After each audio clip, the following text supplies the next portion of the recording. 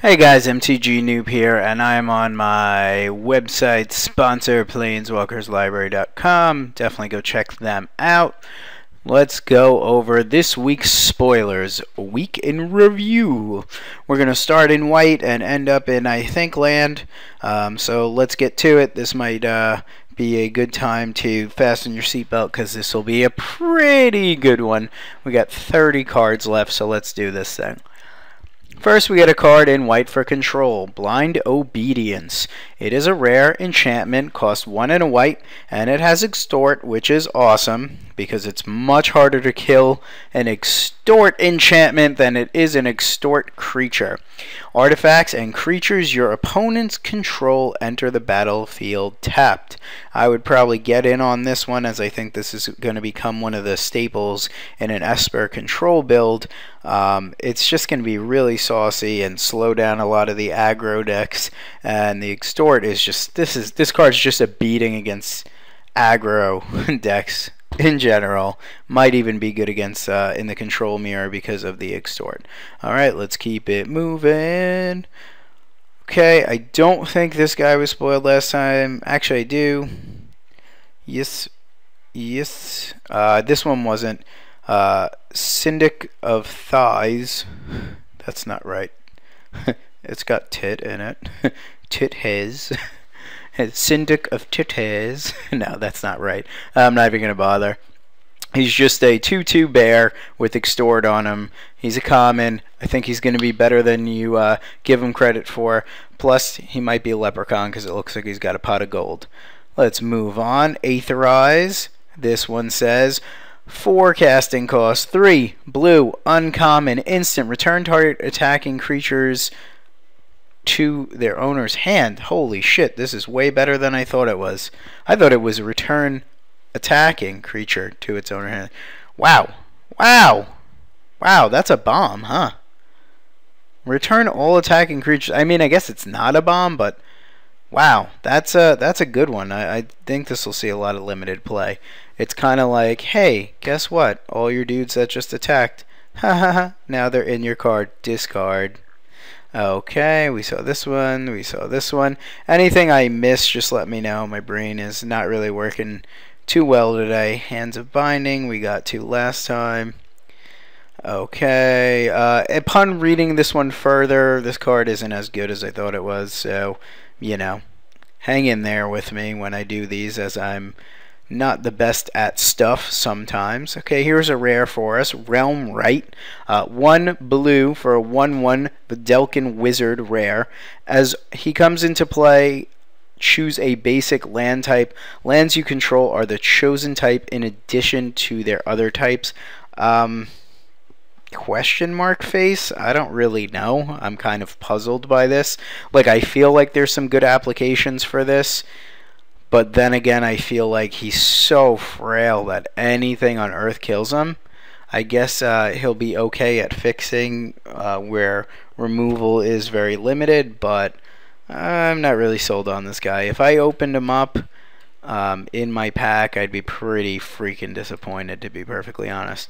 Alright, here's a rare that I like, that I looked at yesterday. I don't know if it's 100% accurate from when I read it yesterday, so let me reread it. Simic Manipulator, costs 3, 1 double blue for a mutant wizard at rare. 0/1. It has Evolve, which, in case you don't know, is whenever a creature enters the battlefield under your control, if that creature has greater power or toughness, then this creature put a 1/1 counter on it, and you can tap to remove 1 or more 1/1 counters from Simic Manipulator, and you gain control of target creature with power less than or equal to the number of 1/1 counters removed this way. That's a mouthful, but basically this card's a bomb. He's so frail, don't get me wrong, a lot of stuff will kill him, but you can steal a 1 power guy, you can steal a 2 power guy, you can steal a 10 power guy if you build up all your counters, and what I love, unless I'm wrong, which is very easy to be when you're me, this card does not say until leaves play. So I believe it's a permanent effect. You can comment if I'm wrong. which to me seems amazing. So this guy and the Simic Guild Mage, if you open them up at your guild pre-release, holy crap, you're probably going 4-0 or better. So I definitely like this guy. I think he's going to be an all-star in draft and in sealed. Not so great at constructed. Maybe there's some sort of super aggro deck that pulls guys to your side and bashes through, but I can't see him good there, but I can see him great in limited. So Identity, Cryptgas, Gateway Shade, talked about Lord of the Void. Whoa. Mythic Flying Demon. That's not a Griselbrand. That's also a 7/7. This must be worse. And let's see. Costs 7, triple black, and 4 colorless. Has flying. When Lord of the Void deals combat damage to a player, exile the top 7 cards of that player's library. Then put a creature card from among them onto the battlefield under your control. Yeah, that seems pretty good. I don't think it's a Griselbrand-esque, but I think it is very, very nice. I think it's going to be a little bit difficult to cast in limited. Triple black usually is a tough one, and you know, if he hits and you get to hit them with a 7/7, they take 7. You get a dude from their deck, which in limited is probably going to be a pretty saucy guy. I'm a fan of that. I kind of feel like his ability is a little bit win more though, but why not, right? He's just like, hey, yeah, I'm so difficult to cast. When I enter the battlefield, I don't do anything, but if I hit them, we're in business. So I think I like that. Here's a guy that likes rats. He's creepy. Ogre Slumlord costs... Whoa, what was that? A rat token. Ogre Slumlord costs 5. 2 black, 3 colorless for an Ogre Rogue at rare. He's a 3/3, which makes me not a fan of him. But whenever another non-token creature dies, you may put a 1/1 black rat token onto the battlefield. So, I mean, he's pretty okay, I think, but I'm not really too sure about him. I'm not sold with his body being a 3/3. I think he'll be pretty good against some of the guilds. Against other guilds, he might just be utter trash. So, on the fence with this one. I think he'll probably be very good in limited. He'll probably be a little under the radar. Then people will realize how good he is, and then he'll see more play and stuff like that. But I don't think he has a home in standard whatsoever. What? Sepulchral Primordial? Okay. That's a mouthful. Cost 7, double black, and 5 colorless. Creature avatar, as I thought last time, this is a cycle of these things. He's rare for a 5/4 Intimidator. When this creature enters the battlefield, for each opponent, you may put up to 1 target creature from that player's graveyard onto the battlefield under your control. That's very, very good. And the reason that's very good is because it is a commander staple already, I would assume. I don't play any commander, to be perfectly honest with you, but I'm pretty sure when you play in large commander games, affecting everybody is always really a nice thing. So I could see him being played in commander. He's still very good in limited, a little bit high casting cost, but he has intimidate, so he can only be blocked by black or artifact creatures, so that's very nice. And he has a come into play ability, which will be very relevant and awesome. Okay, just a quick note, somebody was like, isn't this guy good at removing loyalty counters from planeswalkers? And I agree with that. However, if you remember Hex Parasite, I think Hex Parasite was much better at it. And I don't think you want to keep paying 2 life to remove 1 counter to negate an ability where they already get the ability plus the whatever +1 or +2 loyalty counters they gain. So I don't think it's that good, but you know, if they have a planeswalker low enough and you want to finish it off with that, that's pretty fine. Another black card here, Undercity Informer, 2 and a black for an uncommon human rogue. Pay 1, sacrifice a creature. Target player reveals cards from the top of his or her library until he or she reveals a land card. Then put those cards into his or her graveyard. I like this guy a lot in limited. You're playing a much smaller deck, and you're playing with fewer lands. And if it gets late game and they have a lot of their lands in play, you could probably strategically use him to mill out your opponent. He's going to be great with rat tokens if you get the Ogre Slumlord and just make a bunch of dudes and sack a dude, get a rat, sack a rat, mill them some more. I think he's going to be better than people give him credit for. Undercity Plague we talked about last time. Here we go. Firefist Striker. Whoa, this guy's crazy. He's so good at punching things with his fire fist. He seems like a jerk. All right, 2 casting cost, uncommon, 2/1 battalion creature. Whenever this creature and at least 2 other creatures attack, target creature can't block this turn. Gonna be great against the guilds that are slower, that have, you know, more or less 1 or 2 good blockers in play. He's gonna smash in with friends and do some good things. It's nice that he has battalion, and if other dudes have battalions, then that's going to be pretty nice as well. Okay, fire, alarm, fire we spoke about last time. Talked about the Boner Dragon, Hellraiser Goblin. Here we go. Legion Loyalist. Now, apparently this guy's way good from what I've been reading / seeing. He's a 1 casting cost rare for 1/1. I'm wondering if they're having a cycle of these because of a 1/1 blue 1 for 1. So if you are aware, if they are having a cycle of these, let me know. He's a Goblin Soldier at rare. He has haste. So he is bringing sexy back. If you remember a certain 1/1 Goblin with haste from way back in the day, he liked to rage out a little bit. I'm talking about you, Raging Goblin. So at least he's a Raging Goblin. But he also has battalion, and whenever he attacks and at least 2 other creatures attack with him, creatures you control gain first strike and trample until end of turn and can't be blocked by creature tokens this turn. I think that's kind of relevant. Plus first strike and trample. This is going to be really good in a Gruul type deck, I would say, because you have larger guys, so trample's really good.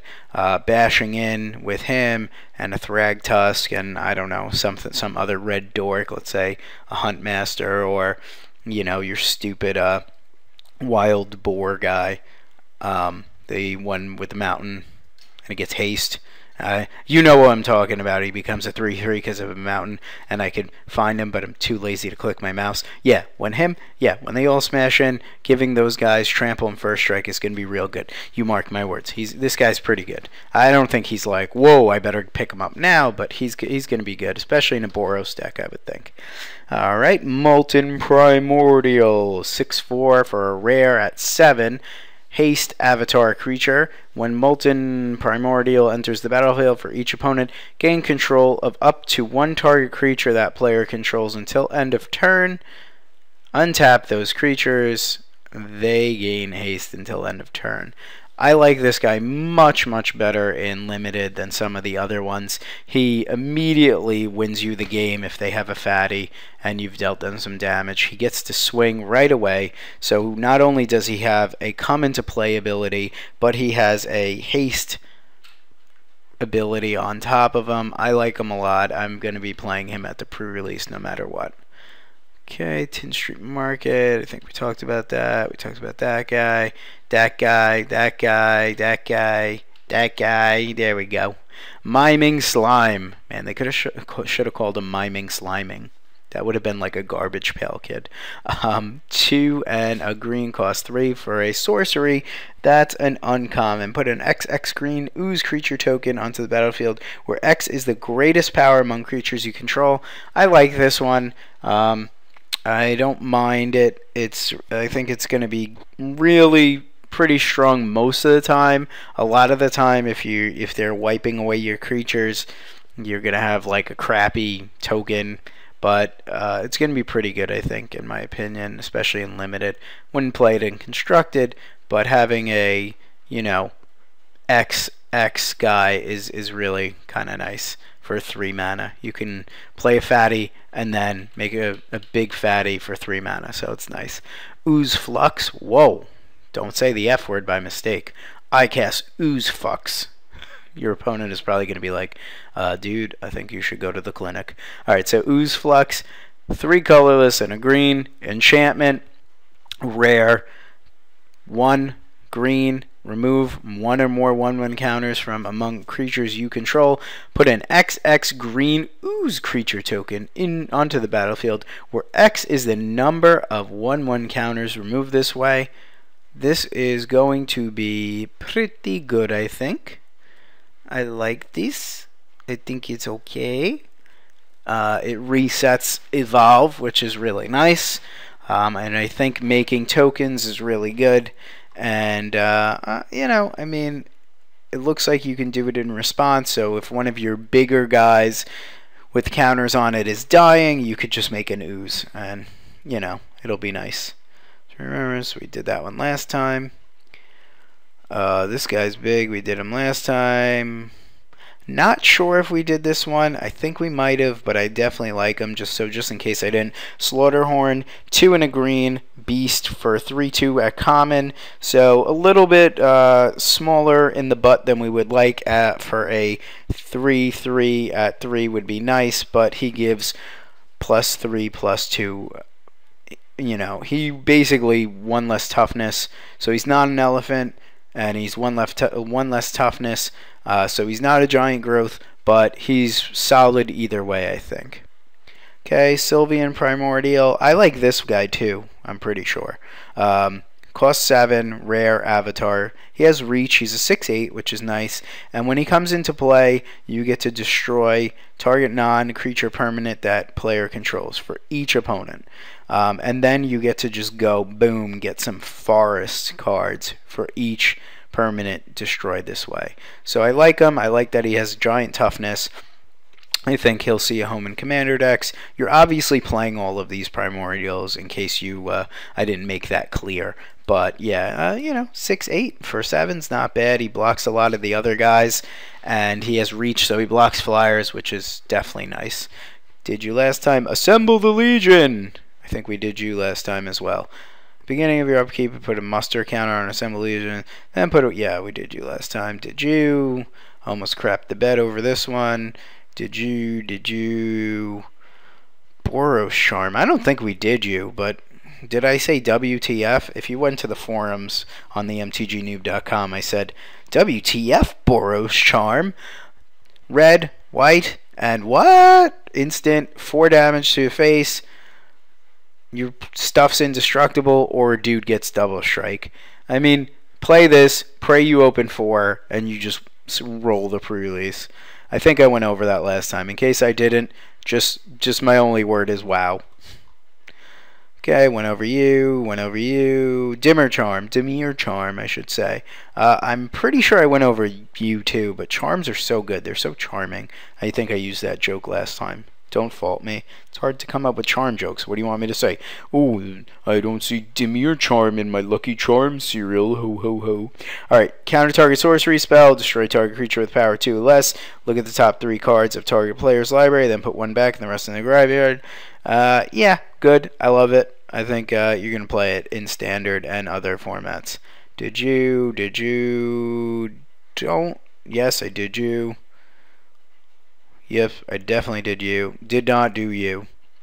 Dustmantle Seer, a lot of, is this the new Bob, the Dark Confident? Is it not? People are on the fence. It's a 4/4 Mythic Vampire Wizard for 4 with flying. So it's a flying 4/4 for 4, which is not bad at all. I'm happy with those stats. And at the beginning of your upkeep, each player reveals the top card of his or her library. Lose life equals to that card, converted machinima, then put it into his or her hand. So you each get to draw a card.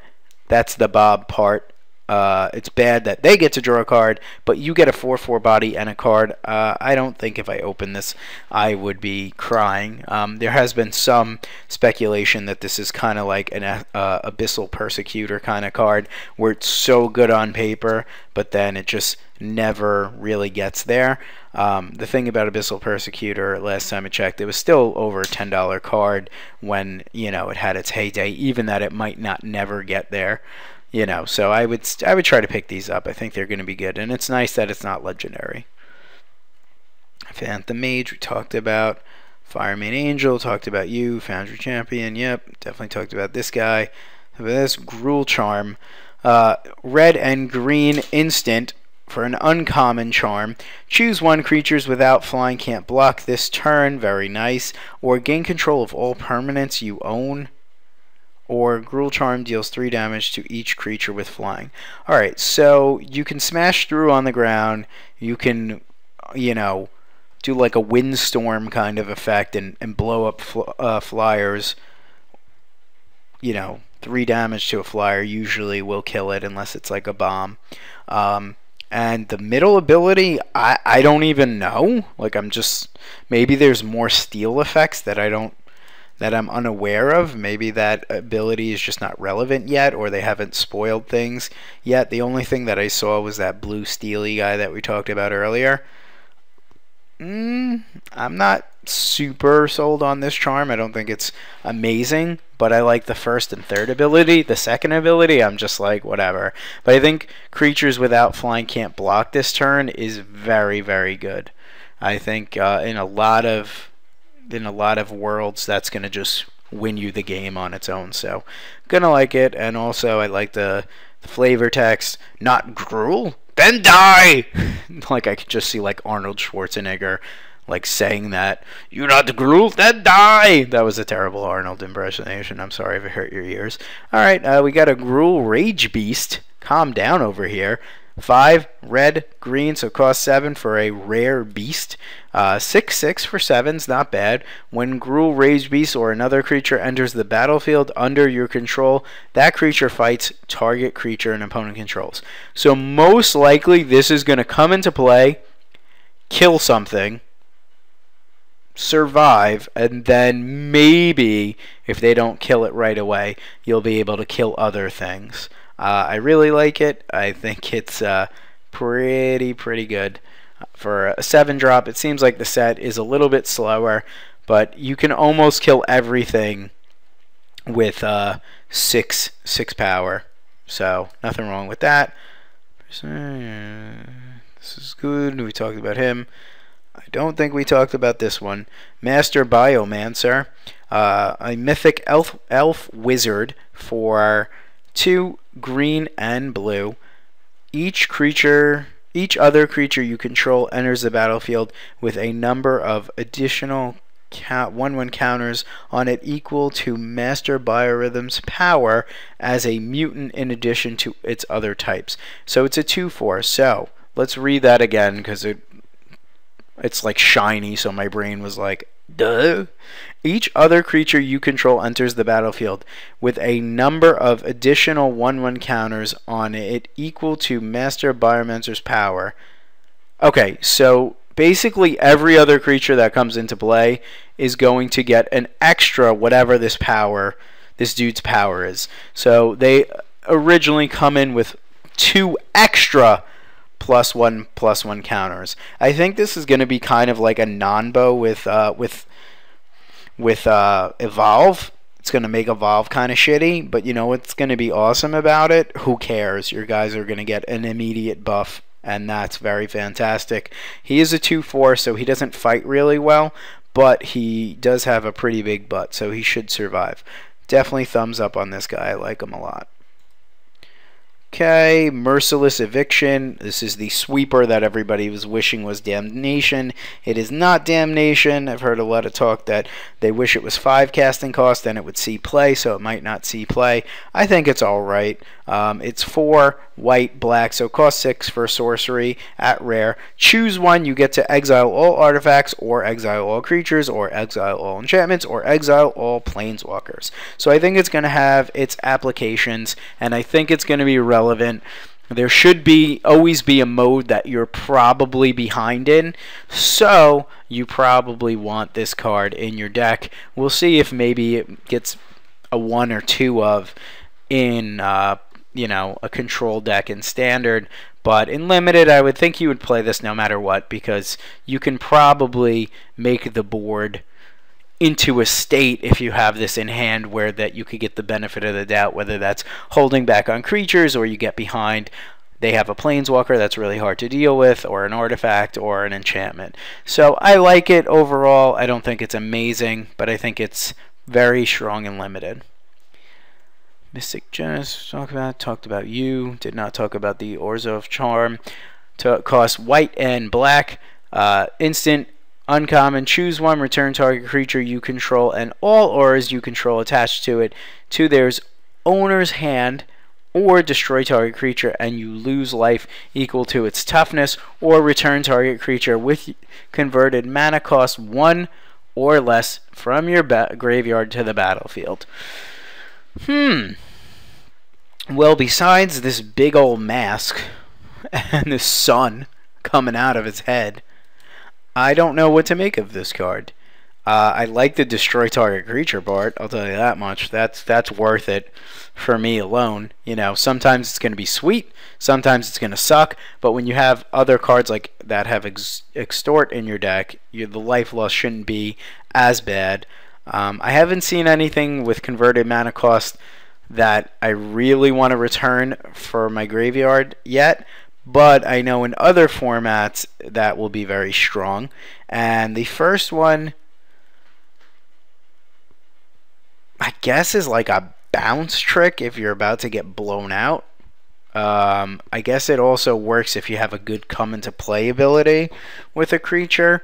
So the verdict's still out on this one. Not sure how good it's going to be. Let me know what you think in the comments section. Okay, talked about you. Simic Charm. We did not talk about you. So all the charms are spoiled, so let's talk about them. Green and blue, instant uncommon. Choose one target creature gets 3/3 until end of turn, sure. Or permanent you control gains hexproof until end of turn, sure. A return target creature to its owner hand, sure. I love this charm. I think it's very great. Buffing your guy is fine. Returning a creature to its owner hand is fine. And hexproof to target permanent you control is... No, I'm sorry. What? Or permanents you control. I'm sorry. Yeah, that just made it a lot better. All it takes is one word for me to get thrown off when I'm reading, apparently. Yeah, I definitely like this second part. Or permanents you control gain hexproof until end of turn. Yeah, definitely run this if you're Simic. Try to splash for it if it's realistic in other brews or decks, I should say. I think this one might see standard play. You never know. I think gaining hexproof is really good, but I don't think we're going to go to blue-green control. I could be wrong, though. Soul Ransom, 2 black-blue, enchantment, aura, mythic, enchant creature, you control enchanted creature. So I guess this makes Gruul Charm a little bit better. If somebody enchants your dude, and then discard 2 cards, Soul's Ransom's controller sacrifices it, then draws 2 cards. Only any opponent may activate this ability. So this one's a mouthful. So it seems like you're going to play this, steal their dude, and then if they want to kill it, because maybe you steal their best dude, they can discard 2 cards, and you'll sack it. And then they'll draw 2 cards. You'll draw 2 cards. I think. What? Sorry, let me reread this. 1 second. 1 second. Okay, got it. So, you steal their dude. If they want to destroy Soul's Ransom, they discard 2 cards. Soul's Ransom is destroyed, and you draw 2 cards. Whew. So, yeah, I think this is a really good card. You steal their best dude. They're like, you can't have my best dude, I want it back. They chuck 2 cards, you gain 2 cards. The only problem with that is you don't control what they chuck. So if they have a handful of lands, they chuck 2 lands, and you don't know what you're going to draw. But it creates huge card advantage. It's like a 4-card swing. So that's fine by me. If I misinterpreted this, please let me know in the comments. Spark Trooper. Yes, please. 1, double red, white, elemental soldier at rare. It has trample, lifelink, and haste, and it's a 6/1, but at end of turn you gotta sack it. So this is like ball lightning on crack. It's a 12-point life swing. If it hits, it's just very, very devastating. And it seems like the Boros, you know, creatures are getting a little higher in casting cost, but this guy is going to be really, really nice. If you can play like Aurelia and then this guy, you get to swing with it twice. That's, you know, that's very nice. I like this guy. I think he's a pretty good rare. One toughness is a drawback, and the fact that you got to sacrifice him. But if you hit them for 6 and you gain 6, that's really going to be a powerful interaction and exchange of life totals. Okay, we got this True Fire Paladin, red and white for a Human Knight at uncommon. He has Vigilance, so a 2/2 Vigilance is really nice, and you can make him become a 4/2 for white or red, and you can also give him white and red first strike, which isn't a thing, but you can pay white or red and give him first strike. I like this guy a lot. I think he's going to be really, really strong. It would be really great if he was able to have a little bit higher toughness, but 2 is enough. I think he's well costed. A 2/2 Vigilance guy that comes down on turn 2 is really nice, and then he plays really good defense, whether he's blocking something with 2 toughness or buffing himself to a 4/2 and blocking something with 4 or less toughness with first strike. I think he's going to be a real beating. Okay, unexpected results. Cost 2, green, blue for a sorcery. It is a rare. Shuffle your library, then reveal the top card. If it's a non-land card, you may cast it without paying its mana cost. If it's a land card, you may put it onto the battlefield and return unexpected results to its owner's hand. I think this card's 2 hit or miss, personally, for me. But worst case scenario, you get to cast a free card, so it's good. It might be bad, or you get to put a land into play and then do it all over again. So I like that part. I don't like the fact that you shuffle your library, but if you didn't, it would be broken. So if there's a way to do this and set it up with like Sensei's Divining Top, I think that could be pretty nice. However, I don't know if these results are expected yet. I think they're still a little unexpected, so we'll have to hang out and see what the outcome is. Okay, we talked about that guy. Okay, here's the Orzo of Guild Mage. It's Vizkopa Guild Mage, white, black, human wizard, uncommon, 2/2. You can pay 1 white, black. Target creature gains lifelink until end of turn. Nice little ability. Or 1 white and black. Whenever you gain life this turn, each opponent loses that much life. So I think that's pretty saucy. I don't think it's the best guild mage, but if you can protect it and just keep fighting, gaining life and draining them, you're going to eventually kill them with this. It's really nice. I like the second ability because if they're gaining life, oh no, I'm sorry. If you're gaining life outside of paying 3 to make your creatures have lifelink, like if you have extort and then this, you're going to make them lose 2 life a turn off of extort. So let's say I play an extort spell, pay the cost for the extort, and then they lost, you gained the 1 life, and then they lose another life on top of the extort. So that's really nice. But giving your dudes lifelink is really pretty good as well. Okay, Whispering Madness. Okay, Simic Guild Mage. I think I talked about this guy last time. I really like him. I also like the art a lot. Talked about this. Biomass Mutation. Talked about Pit Fight. Talked about. I remember talking about this one. Yeah, I talked about that one. All right, we're almost done. Hang in there. Alright, Glaring Spotlight. Hey, hate Bant Auras? Well, now you can kill that Geist of Saintcraft. Cost 1 for an artifact at rare, Glaring Spotlight. Creatures your opponent controls with hexproof can be the target of spells and abilities you control as though they didn't have hexproof. What? Why print hexproof dudes then? Boo. I don't like that design. 3. Sacrifice Glaring Spotlight. Creatures you control gain hexproof until end of turn and are unblockable this turn. Alright, well the first keyword was probably not going to be good enough, to be honest. Nerfing hexproof is not great. It would probably be a sideboard card. But this is going to kick ass in limited big time, making all your dudes hexproof And then unblockable is just really, really nice. If you have a way to recur this, it's going to be awesome. And I think you're going to be happy and win games with this card, especially limited. It's also really nice because it only costs 1 to cast and 3 to sacrifice. So if you got a bunch of dudes in a stale board over there, play this, crack it. They can't kill your guys anymore as long as they don't respond, and then you just bash through and win. I think it's nice, and I think it's casted well at rare, or costed well at rare. Ruki Rune, we talked about it, 3/2, beast, I like it. Bracers, we talked about. Orzo of Charm becomes a 1/4 black throw artifact creature with lifelink.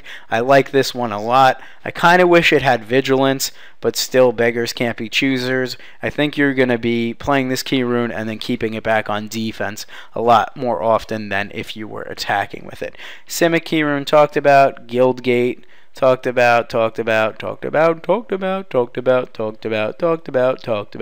I know there's a land in here that got spoiled somewhere. There it is. Thespian Stage. Land, rare. Tap to add 1 mana to your mana pool. So it makes a colorless mana. Then you can go tap 2 and tap this land, and it becomes a copy of target land and gains this ability. I don't know how good this is going to be. I can't see it being really good in any format in limited. It'll fix your mana, but is this a permanent effect? No, right?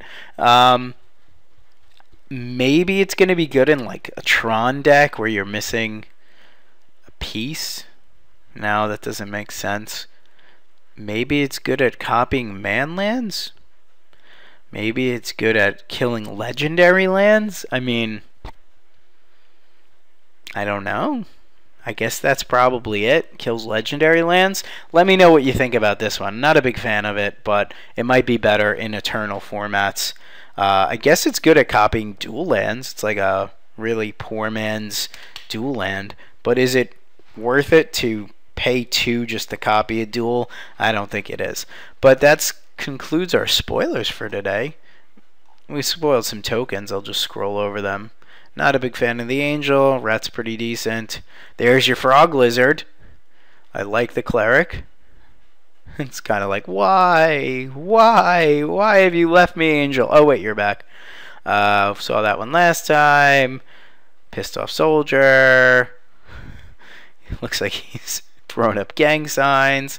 And look at that jerk. Alright, well, this is the mtg noob saying farewell. Check out our spoilers. We will be doing a Gatecrash primer very shortly, so hang in there for that. Hope you enjoyed. Check out Planeswalkers Library, and definitely go to themtgnoob.com. Thanks for watching.